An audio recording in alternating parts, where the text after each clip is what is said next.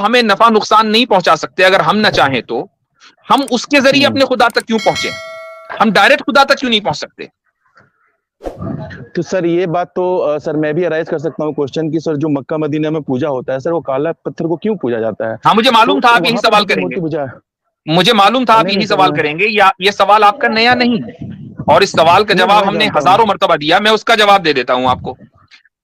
اگر تھوڑی دیر کے لیے ہم مان لیں، تھوڑی دیر کے لیے مان لیں کہ مکہ میں جو کالا کمرہ ہے ہم اس کی پوجا کرتے ہیں، تھوڑی دیر کے لیے میں مان لیتا ہوں for the sake of argument, تو وہ کالا کمرہ تو اس دنیا میں ایک ہی جگہ ہے نا، مکہ میں، جبکہ ساری دنیا کے اندر لاکھوں مسجدیں ہیں، وہاں تو وہ کالا کمرہ نہیں ہے۔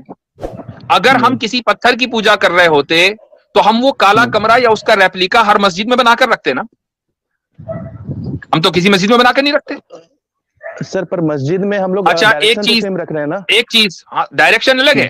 اب میں ایک چیز بتاتا ہوں، اس کا مطلب کیا ہوا؟ اس کا مطلب یہ ہوا کہ وہ کالا کمرہ ڈائریکشن کے لیے، اس کی ایک دلیل دے دیتا ہوں میں آپ کو۔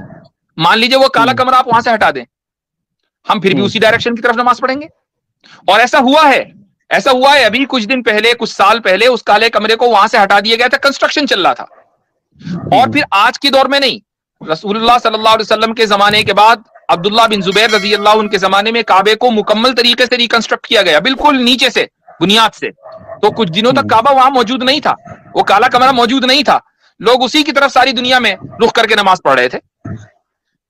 اور یہ بھی میں آپ کو بتا دوں کہ حدیث میں یہ بھی موجود ہے کہ قیامت کے قریب حبشہ کا ایک بادشاہ آئے گا اور کعبے کو شہید کر دے گا، تو بھائی کعبہ ایک ڈائریکشن ہے، کیا لوگ نماز پڑھنا چھوڑ دیں گے؟ تب بھی اسی کی طرف رخ کر کے نماز پڑھیں گے۔ اب آپ مجھے بتائیے کہ آپ مورتی کی پوجا کرتے ہیں، اگر مورتی اپنی جگہ سے ہٹا دی جائے تو آپ بھی اپنی جگہ سے ہٹ کر رخ اسی مورتی کی طرف کر لیں گے؟ ایسا نہیں ہے کہ مورتی اگر مندر سے ہٹ جائے تو آپ اس جگہ کی طرف رخ کریں گے، آپ مورتی کی طرف رخ کریں گے۔ یہ فرق میرے اور آپ کے درمیان ہے۔ حضرت میں ان سے کچھ گزارش کرنا چاہتا ہوں، کبیرہ صاحب۔ جی امیر حق صاحب بولیے۔ میں کچھ آپ سے کہنا چاہتا ہوں، ویسے تو قرآن حضرت نے بڑا کلیئر کر دیا، قرآن میں 2 آیتیں ہیں جو کلیئر کر دیتی ہیں کہ ہم اس کی پوجا نہیں کرتے۔ قرآن میں اللہ تعالیٰ کہتے ہیں فَإِنَّمَا تَوَلُّوا فَثَمَّ وَجْهُ اللَّهِ، جہاں بھی تم منہ کرو گے اللہ کا چہرہ ہے، وہ کوئی ایسا نہیں، وہ یونٹی کے لیے قبلہ، مسلمانوں کا ایک قبلہ، اہل قبلہ جسے کہتے ہیں۔ دوسری آیت ہے 30ویں پارے کے اندر فَلْيَعْبُدُوا رَبَّ هَٰذَا الْبَيْتِ، پس عبادت کرو اس گھر کے رب کی، یعنی وہاں نہیں لکھا فَلْيَعْبُدُوا هَٰذَا الْبَيْتِ، اس بیت کی عبادت کرو، لکھا ہے فَلْيَعْبُدُوا رَبَّ هَٰذَا الْبَيْتِ، اس گھر کے رب کی عبادت کر، جس سے بھی پتہ چلتا ہے کہ ہم اس کی عبادت نہیں کرتے۔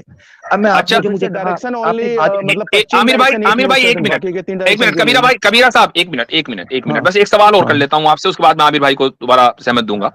وہ یہ کہ آپ مثلا رام جی کی پوجا کر رہے ہو یا کرشن جی کی پوجا کر رہے ہو، تو آپ کرشن جی اور رام جی کا نام لیتے ہو نا اگر آپ ان کی پوجا کر رہے ہو؟ بالکل نام لیتا ہوں سر۔ نام لیتے ہیں نا؟ اگر آپ ہم پر یہ الزام دیتے ہو کہ ہم کعبے کی پوجا کرتے ہیں تو بھیا ہم اپنے نماز میں کعبے کا ایک مرتبہ بھی نام نہیں لیتے۔ ہم نماز شروع کرتے ہیں اللہ اکبر سے، اور ختم کرتے ہیں السلام علیکم ورحمۃ اللہ، پہلا لفظ اللہ کا، آخری لفظ اللہ کا۔ سر